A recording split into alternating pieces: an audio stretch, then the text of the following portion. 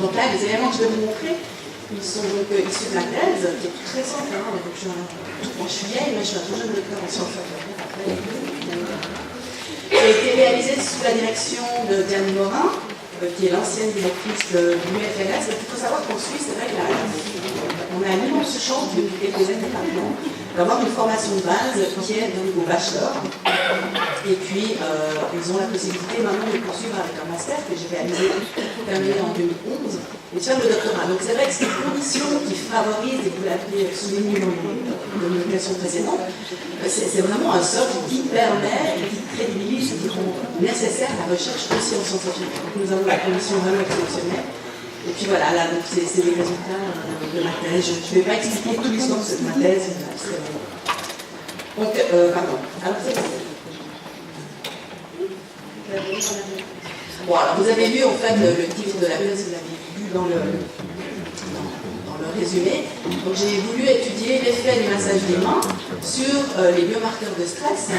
Et puis bon, le titre était, je ne vais pas mettre trop de titres dans le document, mais aussi sur l'agitation des personnes atteintes de démence, et puis sur le stress et l'humeur des soignants qui réalisaient cette intervention. Donc je vais faire une présentation assez classique, comme on fait un petit peu dans les communications scientifiques.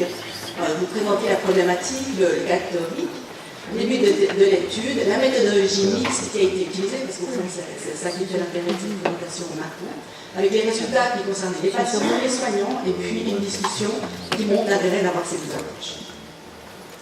Donc la problématique, je ne vais pas trop la développer parce que vous la connaissez certainement, c'est juste pour resituer que les patients qui sont hospitalisés en unité UGT, en milieu aigu, sont déjà à un stade avancé de la maladie, ils souffrent de polymorbidité, ils sont souvent polymédiqués aussi, et puis c'est vrai que l'agitation c'est un symptôme qui atteint même dans les milieux spécialisés c'est quasiment 100%, mais même dans les milieux hospitaliers, dans d'autres services c'est de 48 à 82%, donc il y a une forte prévalence d'agitation.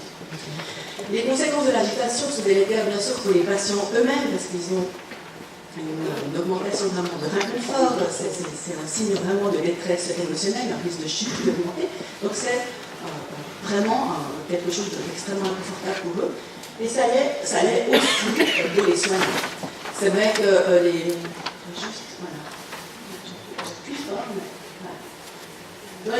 les conséquences pour les soignants sont difficiles aussi, on en parle beaucoup moins.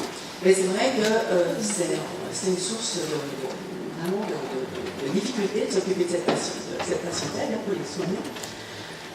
Avec une grande charge physique, psychique, c'est quand même des patients physiquement dépendants en plus de leur agitation, une charge émotionnelle aussi, avec des risques de ressenti négatifs pour les soignants, ce qui est à risque d'augmenter, c'est la littérature qui nous montre aussi en plus de notre expérience, qui est à risque d'augmenter les difficultés d'interaction avec les patients et donc d'augmenter l'agitation. Donc un effet en fait rétroactif qui a été lié à la relation avec le soignant.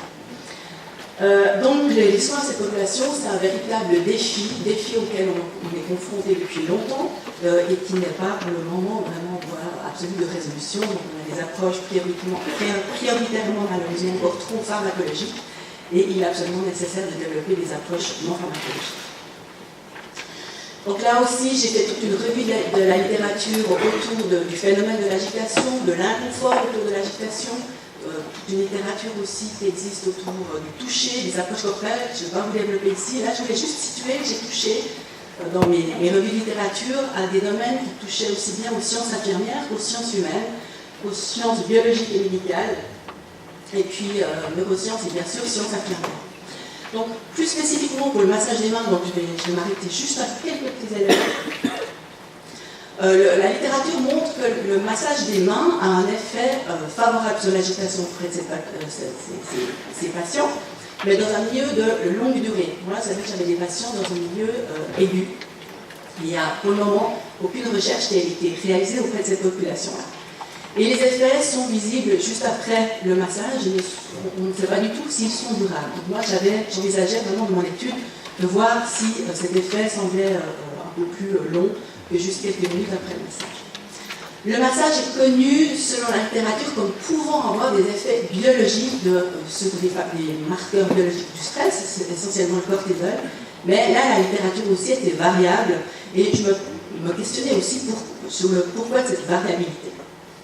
Et je trouvais intéressant d'avoir ces indicateurs finalement biologiques, parce que c'est vrai qu'une hétéroévaluation du ressenti après le massage avec ces patients est difficile, puisque la communication verbale n'est pas forcément toujours fiable. On peut tenir compte du non-verbal, mais parfois il est difficile à décoder aussi. Le marqueur biologique, un indice vraiment, je dirais, clair par rapport à son niveau de stress, on va dire. Je vais aussi toucher donc aux sciences biologiques et médicales, puisque j'ai étudié ces biomarqueurs. Et puis, j'ai découvert donc que dans la main, nous avons des mécanorécepteurs de différents types, sur l'ensemble du corps, mais sur la main, ils sont spécialement nombreux. Ils se retrouvent spécialement sur la paume et les doigts, mais aussi sur le dessus de la main. Et puis, en effectuant une pression tout de même relativement modérée, il semblerait qu'on mette en route un système de modulation du stress, on met en route les systèmes de diminution du cortisol. Par ailleurs, il s'avère dans la littérature que les patients âgés ont besoin d'augmenter en toucher physique affectif, ce qui n'était pas gagné d'avance. Vous pouvez me dire, mais finalement, pourquoi les toucher? Ça leur convient peut-être pas. La littérature montre que c'est vraiment utile pour eux. Par contre,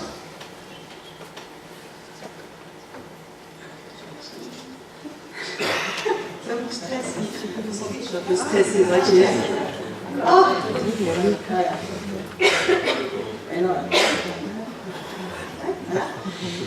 Mais il s'avère que le toucher auprès de ces patients reste tout de même difficile en raison de réticences qui peuvent être trouvées auprès de ces patients qui ont des comportements qui peuvent aussi émotionnellement les démotiver en fait à les toucher alors que ces patients en auraient besoin. Bon, là, je résume vraiment très rapidement. Alors, ceci m'a amené à utiliser le cadre théorique du confort de Kolkaba. C'est vrai que là, dans notre discipline, dans sciences infirmières, on utilise maintenant de nombreux cadres théoriques que j'enseigne aussi à mes étudiants, d'ailleurs, puisque j'enseigne en école santé co. Et puis, pour cette étude, j'aurais pu choisir d'autres cadres théoriques. J'ai choisi la théorie du confort parce que pour moi, et pour la documentation aussi que j'ai lue, c'est vraiment le but essentiel des soignants et j'avais vraiment envie de revenir à ce qui fait au fond l'essence du soin. Là, j'ai vraiment schématisé de manière extrêmement générale ce cadre théorique, mais il montre vraiment l'essentiel, c'est-à-dire que le confort est une évaluation que nous faisons tous des besoins que nous avons, de la manière dont nous y répondons, donc ça semble évident, et c'est vrai que les patients atteints de démence ont besoin d'aide pour qu'on réponde à ces besoins, donc c'est les soins d'infirmiers. Et puis souvent on s'arrête à cette partie-là de l'équation, en disant, ben voilà, le patient devrait se sentir mieux, on lui a offert ce dont il avait besoin. C'est vrai qu'on évacue souvent toutes ces expériences antérieures, qui sont antérieures même, bien sûr, à l'hospitalisation, toutes ces expériences personnelles par rapport à tous les gestes qu'on peut effectuer à son égard. Donc finalement, la perception du confort, c'est quelque chose d'extrêmement individuel, qui nécessite des expériences répétées, positives, qui sont répétées, pour que cette évaluation puisse être rapide et que le patient puisse ressentir globalement un meilleur confort. Il doit avoir expérimenté déjà ces soins vraiment confortables. Donc ceci amène la notion du temps. Et pour moi c'était important parce que c'est vrai que ce manque de temps qu'on a de manière flagrante tout le temps dans les soins, j'avais envie de montrer à quel point il faut qu'on nous en donne. Donc j'ai construit en fait un devis qui tient compte de cette nécessité du temps. Alors ceci nous amène au but de l'étude qui sont diversifiés, qui sont aussi bien donc sur très quantitatifs, c'est-à-dire mesurer l'effet du massage des mains sur deux types de biomarqueurs différents. Alors je ne vais pas maintenant sur ces biomarqueurs, on peut en parler par la suite si vous le souhaitez. Ce qui est intéressant, c'est qu'ils se complètent, ils touchent en fait à deux parties différentes du fonctionnement du système nerveux. Et moi, ça me permettait aussi d'avoir un peu la garantie que si un ne se modifiait pas, peut-être que l'autre se modifiait, parce qu'il y en a un qui se modifie plus rapidement que l'autre, très brièvement dit. Puis ceci aussi bien chez les patients que chez les soignants qui réalisaient ces massages. Nous avons aussi cherché à mesurer l'agitation, juste avant le massage et puis 3 heures plus tard. Et puis, mesurer l'humeur, il y a aussi une grille de l'humeur qui est validée. Donc, ceci seulement chez les soignants. Et puis, la partie qualitative, c'est de décrire l'expérience des soignants durant l'étude et leur perception des effets du massage sur eux-mêmes et auprès des patients. Donc, le choix méthodologique, c'est vraiment un devis mixte, un devis du type pragmatique. Alors là, il m'a fallu aussi du temps, parce que moi, j'étais partie avec l'idée que ça allait se passer assez facilement. L'équipe avait l'air tout à fait enthousiaste, ça semblait réaliste. Et en fait, en réalisant cette étude, je me suis rendu compte à quel point ça ne se passait pas forcément tout à fait comme je le souhaitais, j'en parlerai un petit peu après. Et puis, dans la littérature, j'ai découvert qu'il existait vraiment des devis du type pragmatique, c'est-à-dire qu'ils sont réalisés dans des conditions réelles, cliniques. Et ça fait vraiment tout l'intérêt de ce type d'études. C'est que c'est vrai qu'on peut, dans les autres études sur l'agitation qui avaient été faites dans des séjours de longue durée, c'était des chercheurs qui faisaient l'intervention, ce n'étaient pas les gens du service. Donc c'est vrai que ça change complètement les conditions quand c'est réalisé par les soignants du service. Donc là, en fait, un devis pragmatique, il ne cherche pas forcément à dire que le massage est meilleur qu'une autre approche. On n'est pas en train de comparer deux approches.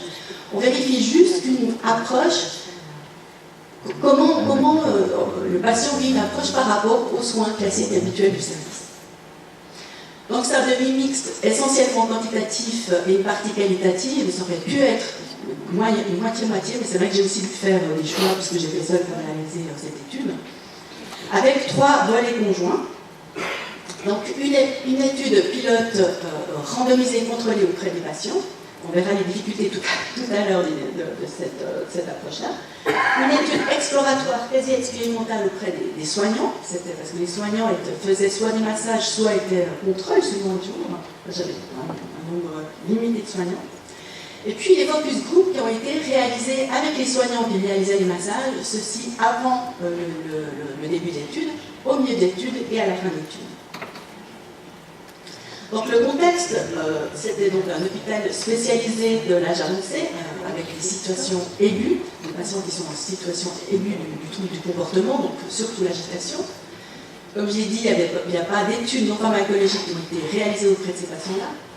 Et puis j'ai pris 40 patients qui sont donc spécialement une population vulnérable, comme je l'ai dit tout à l'heure, quand même déjà un âge avancé, à un stade avancé de la maladie, avec quand même d'autres pathologies associées. Il devait au minimum avoir 0,5 de troubles cognitifs avec l'échelle CDR, 0 à 3. Et puis aussi au minimum 1 d'agitation avec l'échelle ENOS de 0 à 4. On ne va pas s'étendre sur ces écrits, mais qui sont validés. Et puis les soignants, j'en avais 13, donc ils ont participé volontairement bien sûr à cette étude. Ils devaient aussi avoir suffisamment d'expérience dans le service. Donc la préparation s'est faite avec les soignants. Donc le premier focus group m'a aidé aussi à construire l'intervention, à construire la manière d'approcher ces patients et les masser. On a essayé comme d'uniformiser ce protocole parce que c'est vrai que si chacun le fait différemment, c'est peut-être un petit peu plus difficile aussi d'éviter les biais. On verra tout à l'heure que malgré ça, ça a été un peu difficile.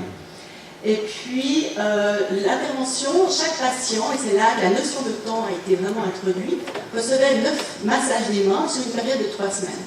Donc, chaque semaine, 3 massages, et puis les mesures de cortisol et d'alpha-amylase étaient faites uniquement le premier massage, et les 2 autres massages étaient faits selon les souhaits du patient et les disponibilités du soignant, de manière beaucoup plus libre. Donc, voilà, donc au massage 1, massage 4, massage 7, et puis les choix du lieu étaient libres, donc ça pouvait se faire dans le lit du patient ou au salon, dans un siège, où le patient le souhaitait en fait. Bon là, ça c'est plus pour ceux qui sont passionnés de méthodologie. L'idée ici c'est de vous montrer que ça a été rigoureusement réfléchi, que les mesures étaient réalisées à des heures précises,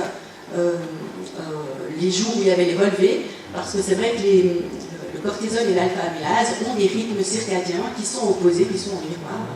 Et puis, il fallait choisir une heure où on faisait ces relevés pour pouvoir les comparer d'une semaine à l'autre. Et ça, c'est vrai que c'est une vraie difficulté, parce que malgré que j'en ai parlé avec l'équipe, on était sûr que vers 14h, c'était un moment qui convenait bien à tout le monde. Forcément, ça ne convenait pas autant que ça, autant que j'imaginais aux patients. Il fallait quand même réaliser l'intervention. Donc ça, c'est une des difficultés d'une étude, de ce type-là, randomisée, contrôlée. C'est vrai qu'avec ce type de patient vraiment imprévisible, ça a été une sacrée gageure. L'agitation, comme là c'était une observation, c'était plus facile, puisqu'on les observait à 14h et à 17h, il n'y avait pas d'intervention sur eux. Et puis les soignants mesuraient leur humeur avec une grille tout à fait intéressante qui a 3 items qui concernent le bien-être, le calme et l'énergie. Donc ils devaient remplir cette grille avant le massage et puis la remplir après. Les mesures statistiques, alors après, une fois que j'avais recueilli toutes les données, j'ai vu que j'avais énormément de données manquantes, parce que vous imaginez bien ces patients atteints de démence en situation agitée, prendre une salivette, me la restituer, c'était à chaque fois un défi. Je vous avoue, je ne sais pas qui était le plus stressé, là vous voyez que je suis un petit peu stressée quand même. Pendant l'étude, je l'étais beaucoup plus, et c'est vrai que c'était à chaque fois un immense défi. Et puis on ne pouvait bien sûr pas les forcer. Donc j'ai eu pas mal de pertes, pas mal de données salivaires. Le défi était de ensuite pouvoir analyser ce matériel-là. Alors j'ai eu l'immense chance, après maintes recherches, de trouver des statisticiens qui m'ont aidé. Et là, c'est vrai que le dispositif statistique est tout à fait intéressant, puisqu'on a utilisé les linear mixed model analysis. C'est une approche en fait qui permet de tenir compte du temps qui passe, de la différence entre les groupes et puis l'interaction entre le temps qui passe et les groupes. Donc c'est des mesures, il n'y a pas besoin de tout comprendre, c'est des mesures qui permettent de très finement quand même distinguer qu'est-ce qui va influencer quoi, et qui permet aussi de tenir compte de l'absence ou des pertes de données. Donc c'est une approche, je pense, intéressante avec des patients complexes. J'ai utilisé d'autres types de méthodes statistiques. Je vais m'arrêter plutôt à l'effect size un instant, parce que l'effect size, c'est une mesure qui est particulièrement intéressante, qui ne dépend pas de la taille de l'échantillon, parce que c'est souvent un problème avec les populations complexes, on n'a souvent pas suffisamment de patients. Et c'est une mesure qui a permis de compléter au fond l'information. Je vous épargne le détail de comment trouver les bonnes manières d'analyser ces données.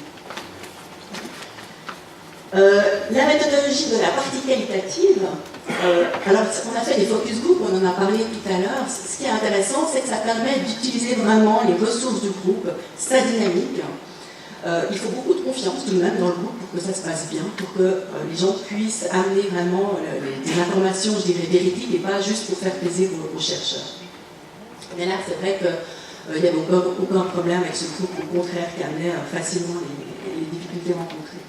Donc j'ai pu relever les diversités de situations, les vécus des soignants, les perceptions qu'ils avaient des massages. Les données ont été analysées. Alors là, il y avait un cadre théorique, je vous l'ai montré, le cadre théorique du confort. Donc celui-ci a aussi participé à structurer l'analyse des données. Donc c'était des thèmes qui étaient préétablis. On a aussi cette possibilité-là en recherche qualitative. Donc j'avais déjà ma construction catégorielle avec la théorie de Clutter. Et puis, j'ai eu une expertise extérieure aussi, qui avait lu aussi tous les focus group, parce que ceux-ci ont été transcrits. J'ai fait une analyse moi-même, qui a été supervisée par quelqu'un d'extérieur, ce qui donne aussi de la validité et de la solidité à l'analyse.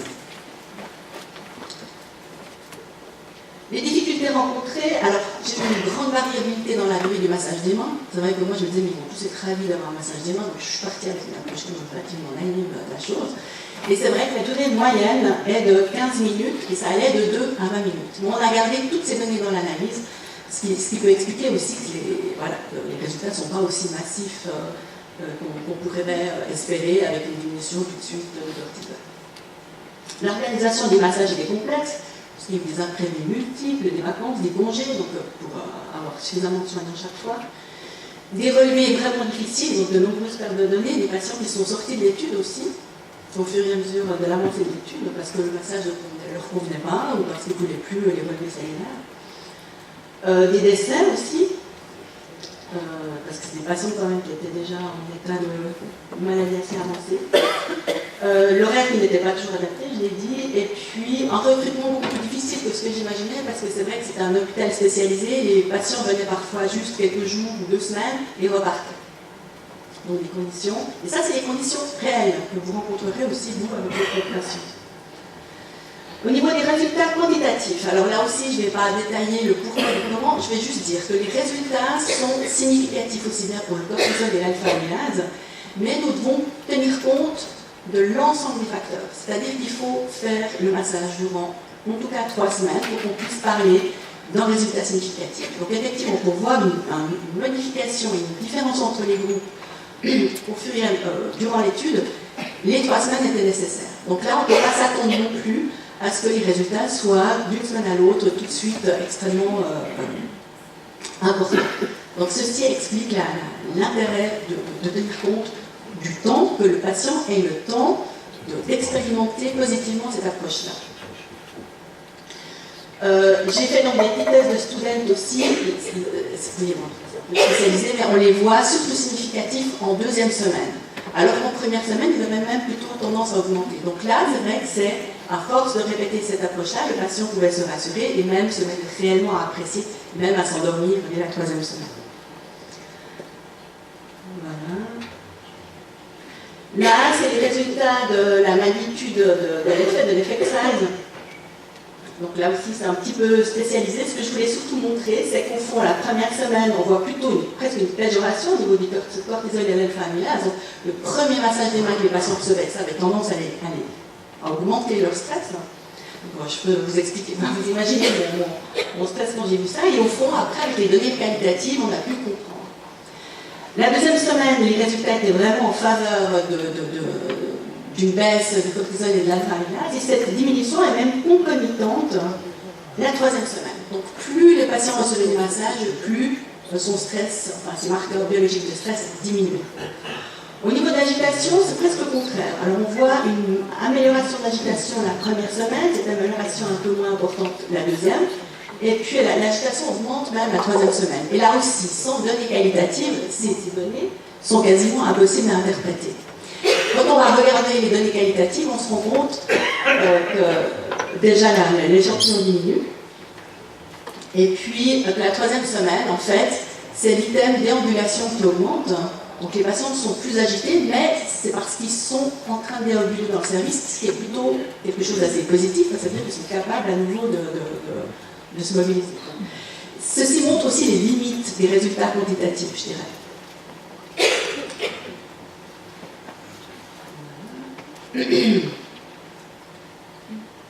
Pour les soignants, ce qu'on observe, c'est une diminution du cortisol, mais ceci pour les deux groupes, qui fassent des tâches administratives ou qui fassent le massage, leur cortisol diminue. Ce qui est plutôt bon signe, parce qu'on aurait pu imaginer aussi qu'avec les patients, c'est une situation qui soit stressante pour les soignants. Mais dans l'ensemble, leur stress diminue. Mais il ne diminue pas plus que s'ils font des tâches administratives, c'était le groupe contrôle qui réalisait ces actes-là. Il faut savoir que les tâches administratives à 14 heures, c'est le premier moment de la journée où les soignants peuvent enfin s'arrêter et commencer à rédiger leurs notes. Donc c'est pas tellement étonnant non plus que le cortisol diminue à ce moment-là, et de faire un massage, ils se détendent tout autant. Au niveau de l'alpha-amylase, il y a une légère augmentation pour le groupe qui fait le massage, et pour nous, on l'a interprété comme un signe de vigilance. Donc le cortisol n'augmente pas, c'est pas un signe de réel stress, simplement c'est en interaction, alors que les autres soignants sont. Au niveau de l'humeur, il y a une amélioration, là je mets directement les deux schémas, une amélioration quasiment significative du sentiment de calme. Donc après avoir réalisé le massage, les soignants se sentent plus calmes que quand ils font les tâches administratives, et ils ressentent aussi plus d'énergie, même si ceci n'est pas significatif. Là, j'en arrive aux résultats qualitatifs. Alors, je suis désolée, je vous pose un peu ces éléments-là, mais je trouve que c'est intéressant parce que les résultats qualitatifs permettent de mieux comprendre pourquoi le massage n'est pas tout de suite, n'améliore pas tout de suite les biomarqueurs des patients. Là, j'ai repris le cadre théorique qui reprend donc les besoins des patients, l'expérience de réalisation des gestes de soins, donc là c'est le massage, les expériences du massage des mains pour déterminer le confort. Ce qu'on voit, c'est qu'en fait les besoins des soignants et des patients parfois s'opposent. Être touché dans son rapport à l'hygiène et à son intimité, ceci pour les soignants. Réaliser les massages des mains qui sont vraiment un geste assez banal, ça pouvait parfois être difficile pour les soignants. C'est vrai que ces patients atteints de démence, on ne sait jamais très bien où ils mettent les mains quand le soignant n'est pas présent. Donc il y avait cette image dans leur imaginaire qui était tout de même assez importantes qui pouvaient amener à une certaine réticence. Après, bien sûr, ils l'ont dépassé, mais ils l'ont manifesté durant les entretiens. Les comportements de désinhibition des patients. Il y a eu 3 patients seulement qui ont eu des comportements de désinhibition. Ils en ont parlé durant tous les focus group. Donc c'est vrai qu'émotionnellement, même réaliser ce geste-là amenait le soignant à vivre des relations qui pouvaient aussi lui le heurter. Et on voit là que les besoins des patients ne sont pas toujours parallèles, ils peuvent même être opposés.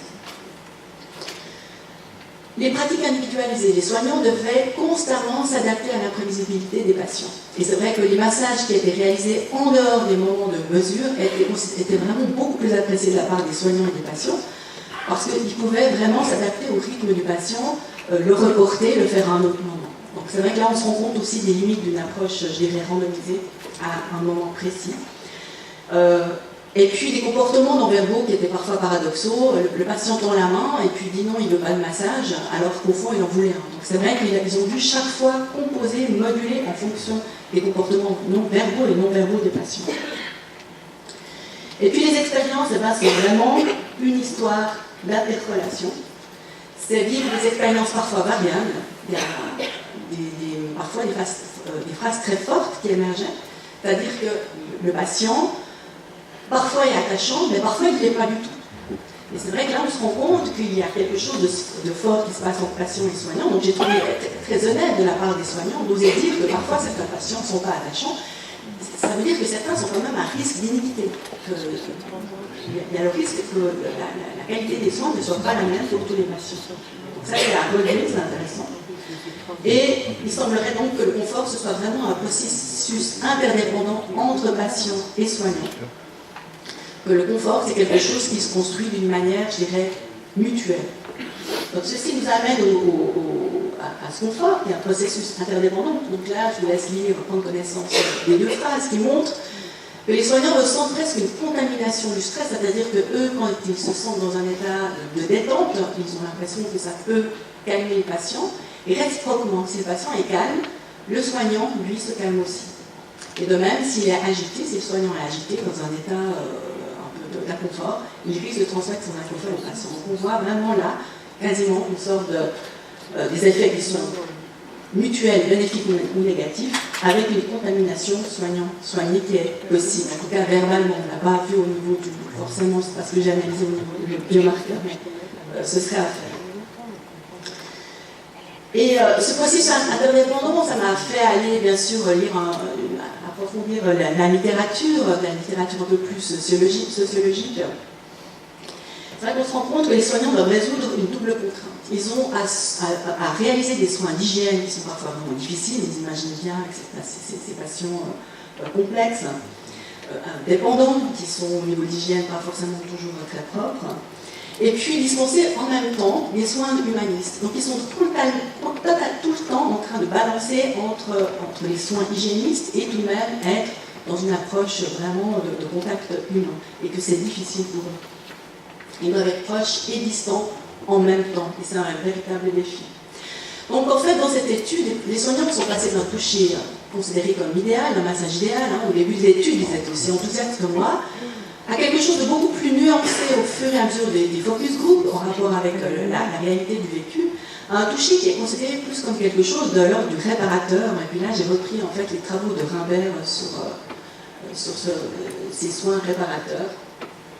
Je ne vais peut-être pas forcément développer maintenant, mais c'est vrai que ça rejoint un peu les actes, enfin les soins dont on a parlé tout à l'heure. Ce sont ces actes, entre guillemets, considérés comme gratuits, qui visent à établir un lien humain avec l'autre, qui sont difficiles à décrire, qui se font de manière assez intuitive, et qui visent à avoir vraiment un effet positif sur l'humeur et le comportement des résidents.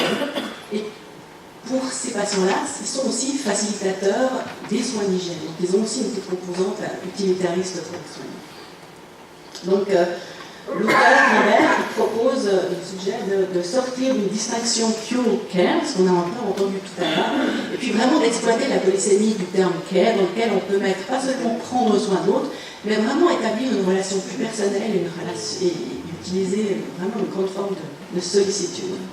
Ça nécessite un certain engagement affectif de la part du soignant, et on ne peut pas l'obliger à ça.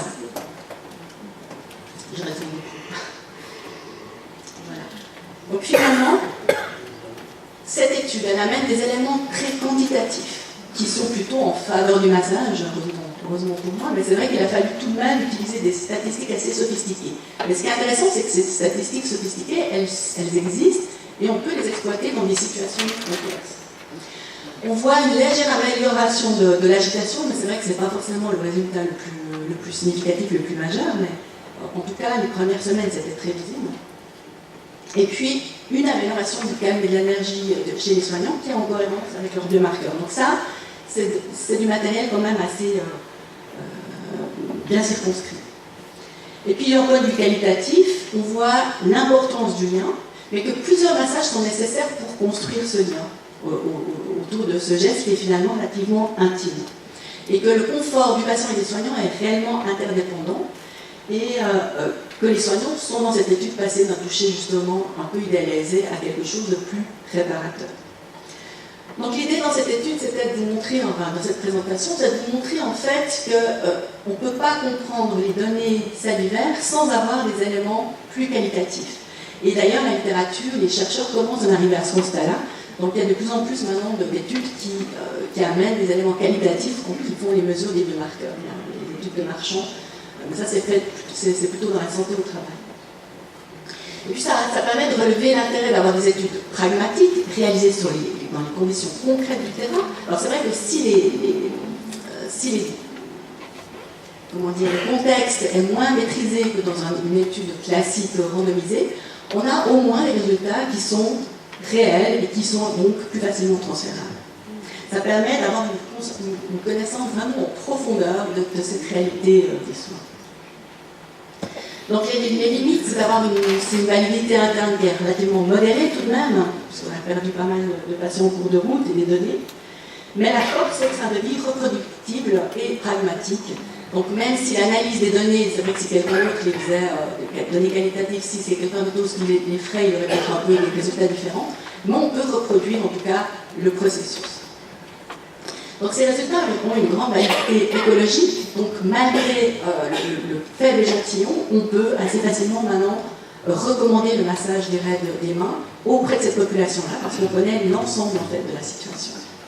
Donc ceci m'amène en conclusion de dire que bon, forcément là je vais faire un peu de publicité pour le massage des mains, donc il est recommandé auprès de cette population-là, en tenant compte de l'imprévisibilité des patients, ce à quoi sont formés les soignants quand même.